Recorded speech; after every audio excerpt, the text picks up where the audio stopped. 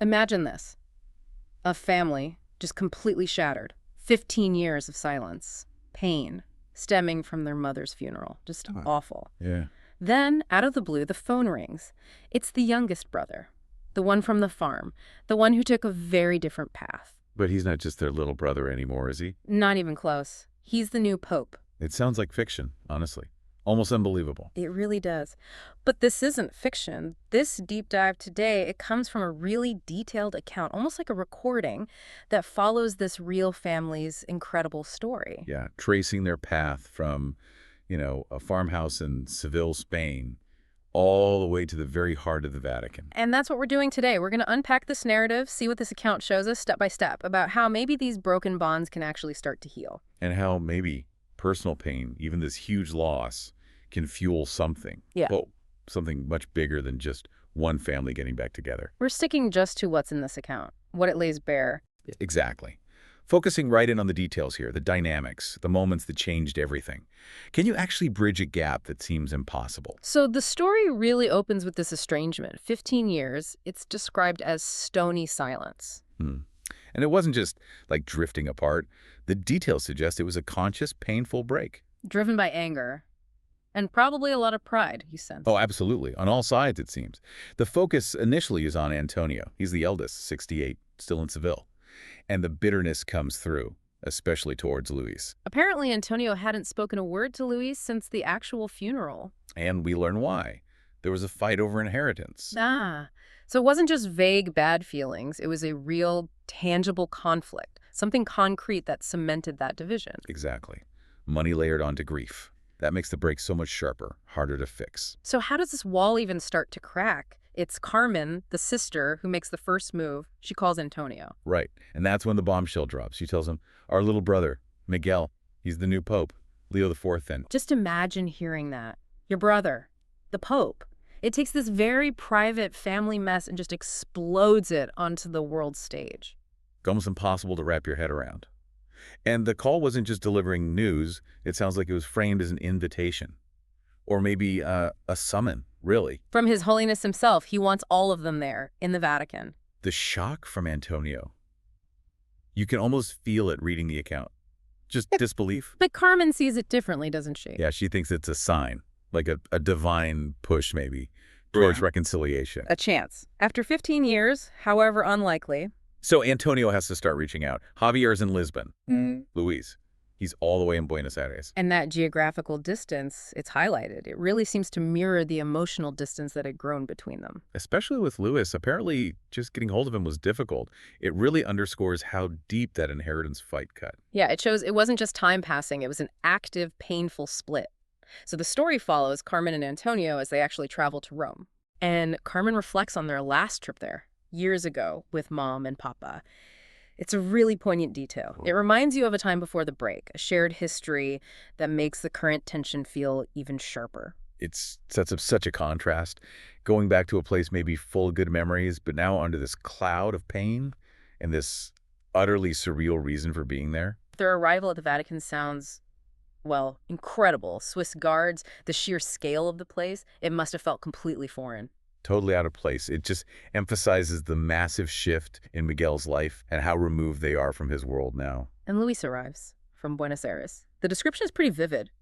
Tall, trim, expensive coat. Yes, but his expression, that's the key. Cold, guarded, tense. Right away, you know he's carrying a lot of baggage.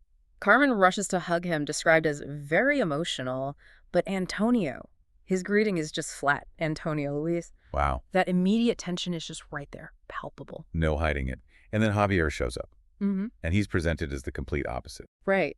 He brings noise, color, and 2 oversized suitcases. Calls himself the prodigal brother. Gives Antonio a huge bear hug. Such a stark contrast to Luis's stiffness. It shows different coping styles, doesn't it? Yeah. Luis pulls inwards, gets guarded. Javier seems to project outwards, maybe using that energy to deflect or connect. And there's this little detail, Carmen trying to shush Javier like, we're in the Vatican. But Javier immediately fires back with a quip about Luis practicing his icy stare. And just like that, the tension is back. It shows how quickly those old patterns resurface. 15 years of hurt don't just vanish because you're in the same room. No, the history is right there simmering. So the next morning comes, The atmosphere is described as quiet anticipation. They're waiting to finally see Miguel. And this fascinating discussion happens. What do they call him? Your Holiness or just Miguel, brother? It's more than just etiquette, isn't it? It goes right to the core of their dilemma. How do you reconcile this global figure, the Pope, with the kid brother you grew up with? Louis insists on the formal title, says it's about respect. Javier, well, you can guess, he pushes back. And Antonio quietly asks the question that sort of hangs in the air. Can't he be both? That captures the hope, doesn't it? That maybe they can bridge that gap. Then Paulo, the driver, comes, says His Holiness is ready, the walk through the Vatican, marble halls, amazing art, the guards. It builds a sense of ceremony, huge scale. Yeah, reinforcing the grandeur of Miguel's life now, how separate it is from their past. But when they get to the private chamber, the description changes. It's bathed in light, bookshelves, art. It feels more intimate. And Miguel is there, by the window. Wearing just a plain white cassock. He looks older, hair's white, but, and this seems key, he still has the same deep, soulful eyes. Suggesting the person they knew is still in there. After this frozen moment, he smiles. A warm, familiar smile, it says, in his first words. My dear brothers and sister, it's been too long. Wow. That just cuts through everything, doesn't it? He leads with family, not the title. Right to the heart of who they are to each other. The greetings that follow are so revealing, too. Carmen starts to kneel, but he stops her. Luis gives this formal bow, but Miguel actually takes his hands. Javier, of course, goes right in for a bear hug. Naturally. And Antonio. It's described as a brief, kind of awkward embrace. It's clear this isn't some perfect, tearful Hollywood reunion. It's clumsy, hesitant. But it's a start. A real imperfect moment, bridging 15 years. Then they sit down in a circle. There's coffee, almond pastries. And this little detail, Mama used to love them. Bringing her right into the room. Exactly. And Miguel explains why he called them. It wasn't just his idea, it was because of a box left by their mother. This is huge. Mama's instructions were apparently very specific. The box was only to be opened when they were all together again, and crucially, reconciled. That changes everything. This meeting isn't just Miguel reaching out. It's fulfilling their mother's last wish, her incredible foresight. Her wisdom reaching out from the past. The box itself is described too wooden, carved with olive branches, a real connection to their roots, the farm. Antonio, as the eldest, starts reading the letter inside. It's in Mama's handwriting. The mood shifts. You can almost feel her presence. It begins, my dear children. It sounds like she's imagining their long, not easy years, acknowledging the pain. And significantly, without assigning blame, which feels so important for a family torn apart by conflict. What's really amazing is how clearly she saw them. Even back then, she understood their flaws. Really? Like what? Well, she saw Antonio's rigidity, Luis's focus on, cold justice, Carmen carrying unspoken pain, Javier, the free spirit, maybe running from things. And Miguel? Devoted to God, yes, but maybe letting his mission overshadow his family ties. But it's emphasized this was observed with love, not judgment. Wow. It's like she knew the seeds of their potential conflicts even then. Exactly. And her core message is just beautiful. You are branches of the same tree rooted in the same soil. Such a powerful image. Different paths, same roots, and then the gifts inside the box. They aren't materially valuable, right? No, not at all. Their value is all memory, meaning, love. Purely symbolic. For Antonio, the eldest. He gets their father's compass. And Mama's message, even when you feel lost, there is always direction. A reminder that guidance comes from within. Antonio apparently felt something heavy shift inside him. And for Luis, the one focused on cold justice. He gets their grandfather's pocket watch. But here's the thing, it stopped. Frozen at 3.13. Stopped. Why? Mama's note explains. Time is not measured only by minutes or hours. Don't forget to live those moments. A reminder for the brother maybe lost in schedules that life is about the moments in between. He just stares at it, apparently really affected, then puts it away. And Carmen, the one carrying that hidden pain. She gets their father's ring, but Mama clarifies it's not a wedding ring, a ring of promise, of devotion without title. Her message is direct. You too are worthy of being the center of someone's care. Addressing her worthiness directly, offering validation. She gasps, tries it on, and it fits perfectly. It sounds like a really touching moment. Definitely. And Javier, the musician, the free spirit. Gets a harmonica. Mama's note. You filled the house with music and laughter. Simple things can bring great joy. A reminder of his gift. Does he play it? He does. Brings the tarnished harmonica to his lips, plays a soft, wavering note. Simple sound, but loaded with meaning right then. And finally, Miguel, devoted to God. He receives Mama's own olive wood rosary, a gift from her mother. The message connects his calling back to his roots, where he came from, grounding his faith and family. So they're all sitting there holding these incredibly personal, symbolic things. And Javier, true to form, just cuts through the solemnity. He just says, "Still my little brother." That's it. That's the moment. It Yeah. slices through the title, the Vatican, everything, back to the core relationship. And Antonio backs him up. "Don't kneel, Miguel. You're not the Pope right now. You're our brother." The eldest confirming it. Identity over role. And then they join hands, all five of them, in a circle, like kids again, almost. They make this sacred promise that says not to be torn apart like that again. You really sense, reading this, that a genuine peace enters the room then. Holding hands, holding those objects, reconnected. And Miguel acknowledges Mama was right about all of them, an acceptance of her wisdom and maybe of themselves too. But this deeply personal healing isn't the end of it. Antonio gets an idea. He says, they need to share this story. People should know. Other families need to hear it. So the personal ripples outward. It becomes a mission. Which leads to that unbelievable scene, St. Peter's Square, general audience, massive crowds, reporters. What a contrast to that quiet room. The courage that must have taken to expose such private pain on a global stage, especially for Miguel.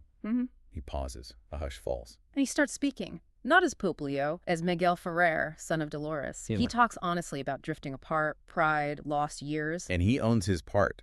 Says his mission sometimes became an excuse. That honesty, that vulnerability is just powerful. He gestures, introduces his first family. And as they step forward, the crowd reacts. Applause starts hesitantly, then swells. They're responding to the raw humanity of it all. And each sibling speaks, just briefly, sharing what they learned. Luis talks about forgiveness not being weakness, but strength. Carmen speaks about being a bridge, how it's never too late for love. Javier, the prodigal, talks about coming home, the door never being locked. And Antonio says wholeness is more important than strength, that forgiveness is what matters. Powerful lessons born from their pain, and Miguel ties it all together. Reconciliation is possible. Healing is possible. If 5 people separated by pride and silence can rediscover love, then any family can. Their story becomes proof of a universal truth. People in the crowd are described as having tears, cameras lowering, moved by the vulnerability, not just the spectacle. The Dolores Ferrer Foundation, named for Mama, is announced. Plans to travel. And Miguel makes this direct plea. Don't wait 15 years. Don't let silence speak louder than love. Forgive. Reach out. Be the first to say, I miss you. Such a powerful call to action. So after that public declaration, where does the story go? Back to Seville. Back to their roots. To visit Mama's grave. Miguel is described as being in civilian clothes, walking familiar streets, back to being just a brother, a son. At the cemetery, locals are there, quietly honoring Mama Dolores. They stand before their parents' graves. They kneel, pray. Miguel whispers, we're together now, Mama, and we won't fall apart again. And Javier plays the harmonica, a melody Mama used to hum, just a quiet, simple, profound moment. But then something else happens. Unexpected. Yeah, the community starts to gather, unplanned. People come up, sharing their family stories, a man whose wife learned sewing from Mama, a woman with a letter for her sister's grave. Someone mentions a son they haven't spoken to in 7 years. Wow.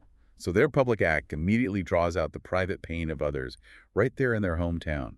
A spontaneous moment of shared vulnerability. Carmen takes an elderly man's hand, a small gesture, but it shows the healing is already radiating outwards. The foundation starts to feel incredibly real and needed.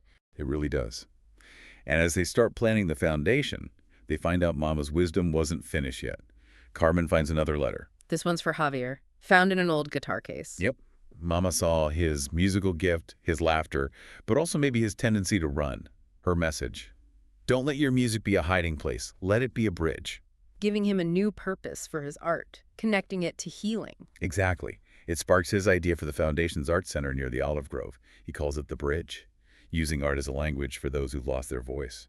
He even wrote a line, we are the chords between silence and light. Beautiful. And the Foundation's vision keeps expanding. During a planning session in Rome, Carmen finds another letter from Mama. This one's from Miguel. Goodness, she really had layers of guidance. What did she say to the future pope? Something powerful. Your faith must never become louder than your love. God always speaks in the voice of those who suffer. A vital reminder to stay grounded in empathy, to listen. Tying his faith back to human connection, just like the rosary tied it to family roots.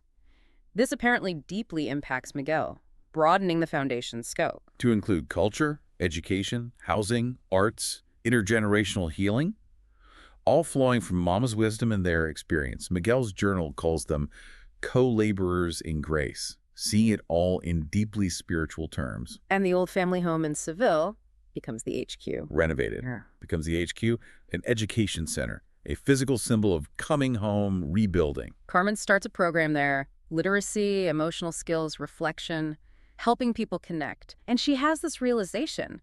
She's creating the safe space she needed as a child. Healing others, healing yourself. It's incredible. Mm. Their model starts getting noticed. A bishop from Peru asks for guidance. Stories emerge, like a boy named Mateo drawing broken houses, then whole ones. Carmen sums it up perfectly, doesn't she? Quoted as saying, "The only thing stronger than pain is purpose, and when the two are held together, they heal," linking their journey right to the mission. The narrative then circles back. One more visit to the cemetery. It's drizzling. They leave a bronze plaque together. Javier plays Mama's lullaby again. And the community shows up again, spontaneously, sharing pain. That man whose son hasn't spoken to him in 7 years is there. The siblings offer comfort.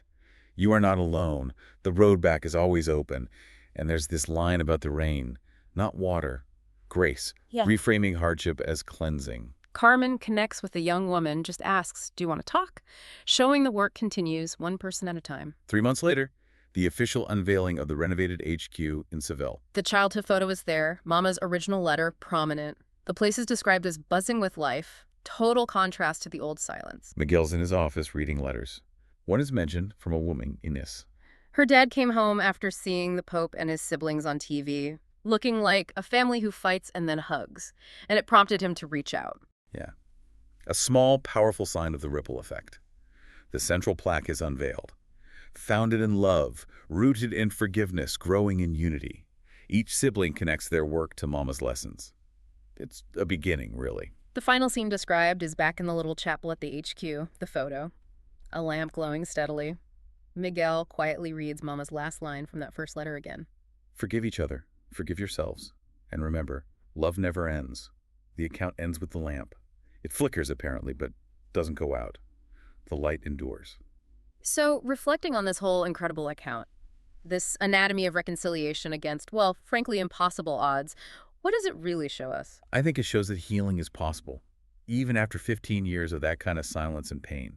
The catalyst might be extraordinary, sure, but the actual process involves facing the past, guided by their mother's incredible wisdom. And crucially, it shows that personal pain, once you navigate it, doesn't just disappear. It can be transformed, can fuel a purpose bigger than yourself, become this active force for good that ripples out, building something new from the broken pieces. Exactly. If this family, separated by grief, pride, status, distance, one of them literally became the Pope if they could find their way back. And build this foundation, rooted in forgiveness and love from the ground up. Well, really makes you wonder, doesn't it? It absolutely does. What silence, what distance might be sitting there in your own life? Just waiting, perhaps. Waiting for that one small step towards grace. Maybe that difficult moment of vulnerability, that choice to forgive. And maybe, just maybe, the chance to try and build something new from it all.